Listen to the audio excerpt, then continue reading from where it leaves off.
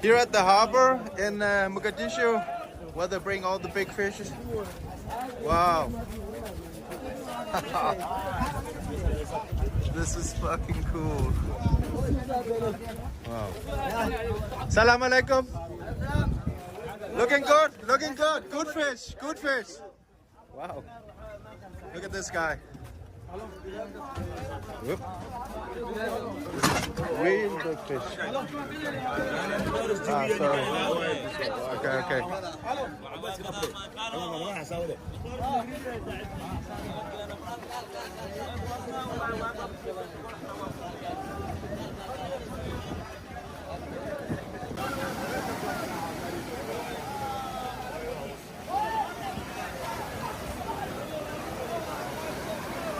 Wow, look at this guy. Look at this big fish.